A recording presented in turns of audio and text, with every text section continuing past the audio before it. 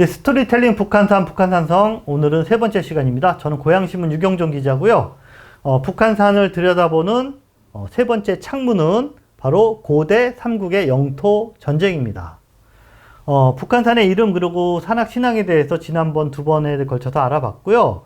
오늘은 고구려 백제 신라가 이 북한산 그리고 한강 일대를 차지하기 위해서 벌였던 영토 전쟁의 첫 번째 시간을 오늘 좀 설명을 드리겠습니다. 다음에 두 번째 시간이 또 재밌으니까요. 다음 시간도 기대해 주시고요. 잘 아시는 것처럼 고구려 신라 백제 이 세 나라가 기원도 틀리고 또 기질도 좀 달라요. 그렇기 때문에 한반도라는 이 땅덩어리에서 공존하기는 너무나 좁았죠. 네, 누가 최종 승자가 되느냐 또는 역사의 뒤안길로 사라지느냐를 두고 명운을 건 그런 치열한 싸움이 수백 년 동안 펼쳐집니다. 그리고 그 싸움의 향방을 결정짓는 궁극적인 어떤 목표 지점은 바로 북한산을 진산으로 두고 있는 이 한강 유역이었던 것이죠. 자, 우리 역사를 관통하는 몇 가지 원칙 중에 하나가 바로 한강 하구를 차지하는 자, 천하를 차지한다 라는 이런 문장입니다. 근데 물론 여기서 천하는 무슨 중국 대륙은 아니고요. 우리 한반도의 최종 승자가 된다라는 뜻이지요.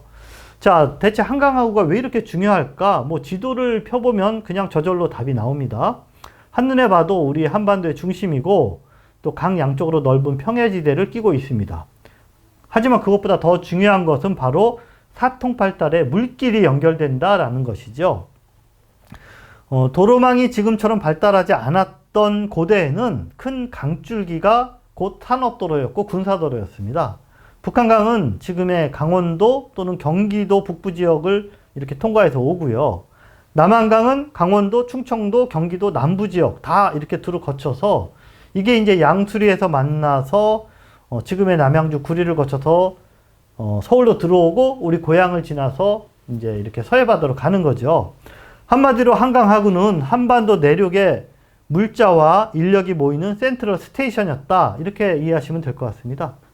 또 나아가서 한강 그리고 임진강과 예성강이 만나는 이 서해바다, 이 경기만 북부 지역은 당대 동아시아 문명의 중심지였던 중국 대륙과 연결되는 해상 통로였습니다. 자, 그러니까 삼국이 어떤 그런 지방정권 수준을 넘어서 국제 질서와 교류하는 고대 국가로 자림하기 위해서는 반드시 한강 유역을 손에 넣어야 했다라는 것이죠.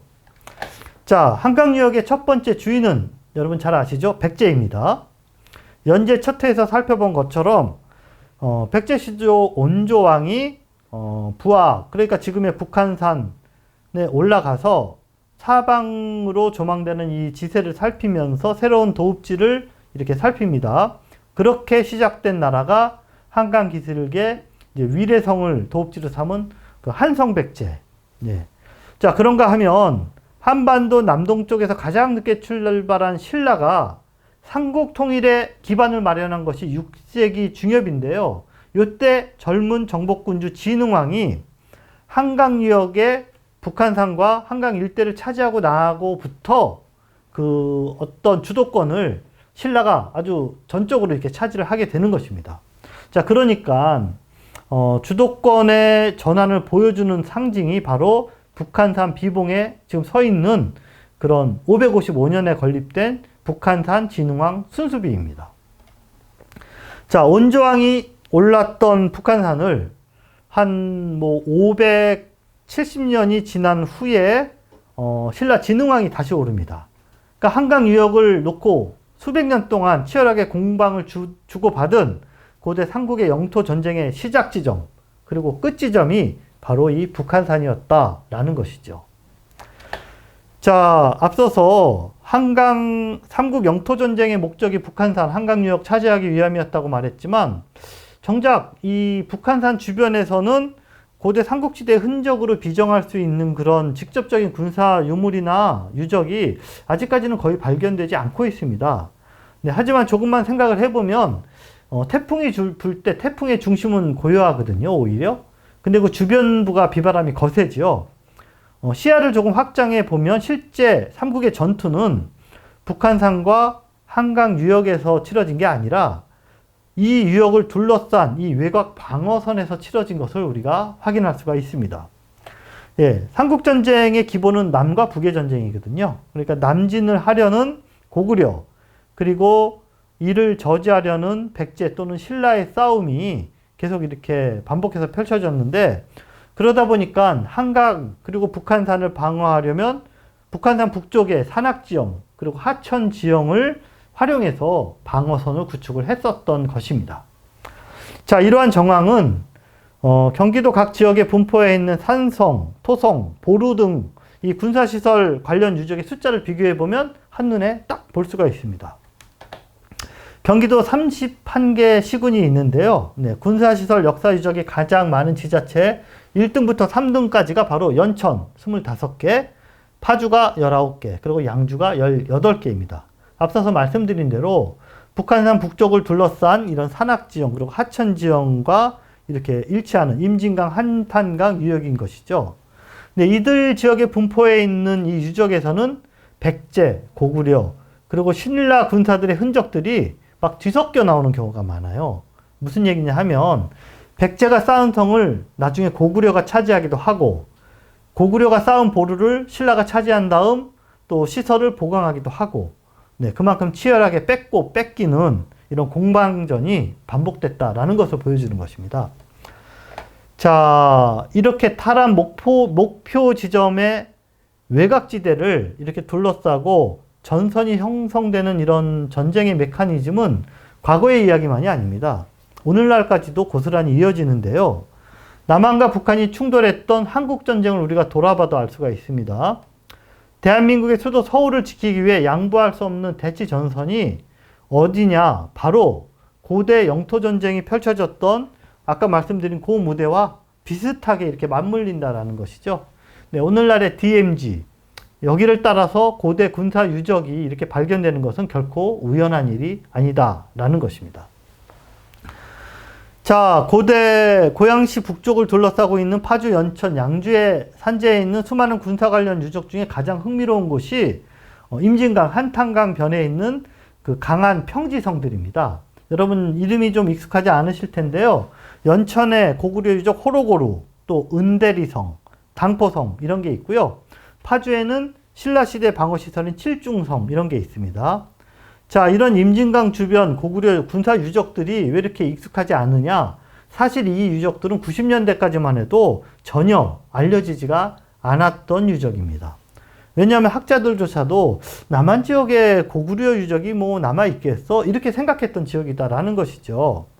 그런데 90년대 들어서 고고학자들이 이제 중국에 왔다 갔다 하게 되고, 그 만주벌판의 고구려 유적들을 가서 이렇게 직접 답사를 하게 됩니다.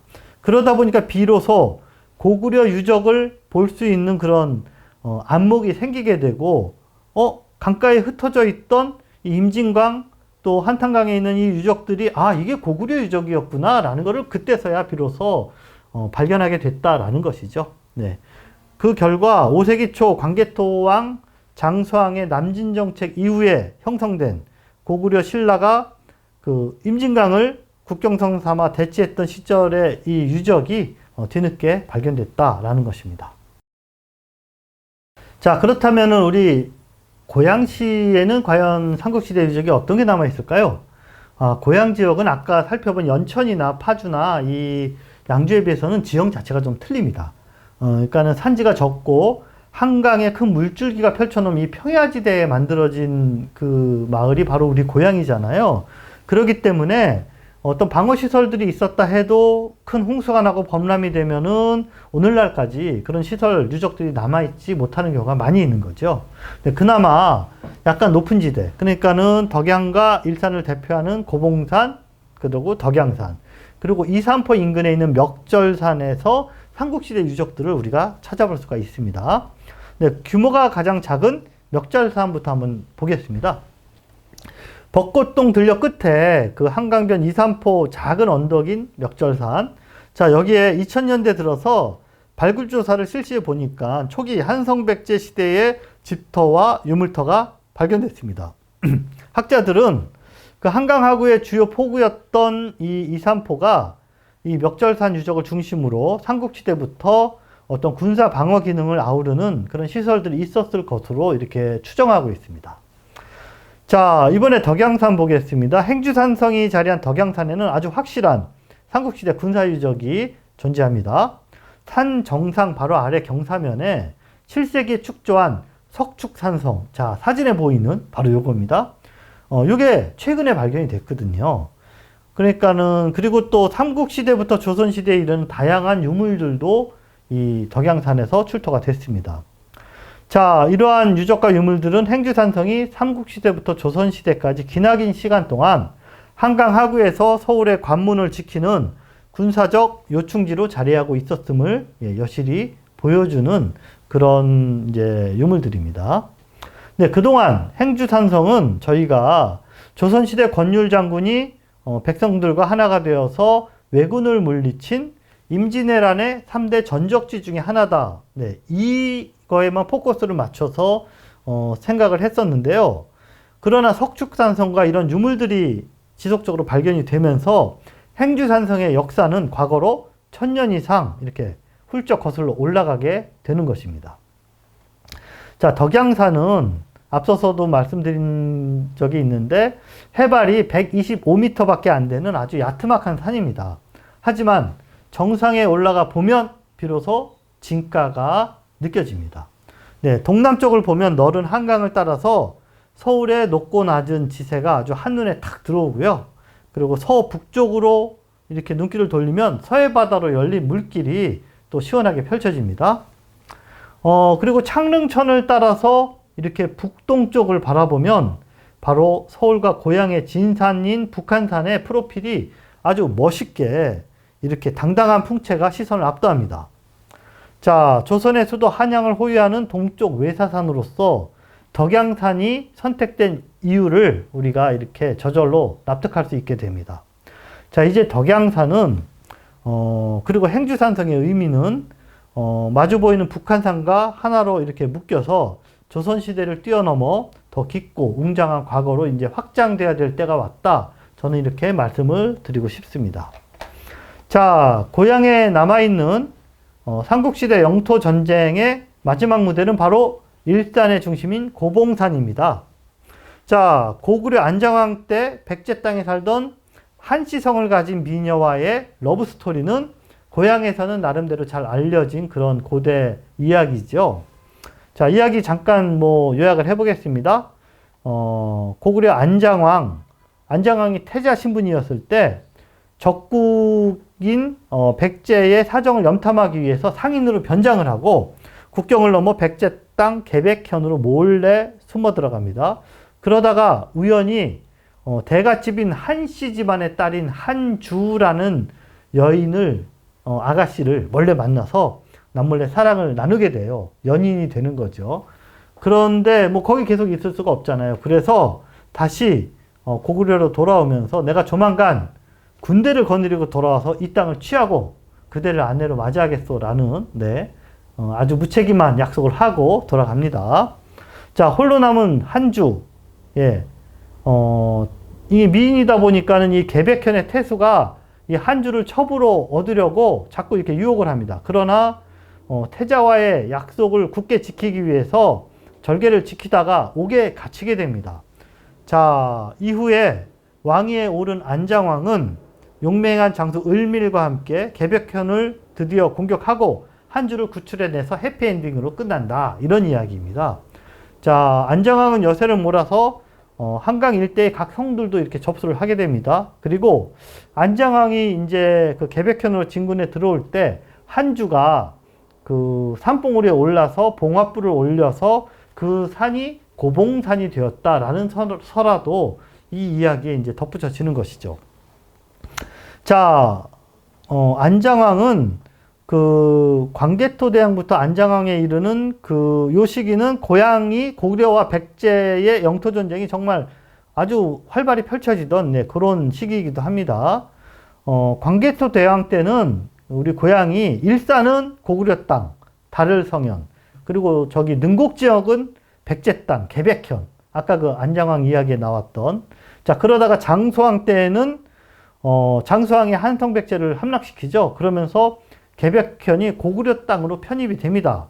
그런데 나중에 또 이 나제 동맹을 등에 업고 백제 동성왕이 다시 이 고구려 땅인 우리 고향의 개백현과 다를성현을 또 탈환을 합니다. 그 다음이 바로 고구려의 안장왕.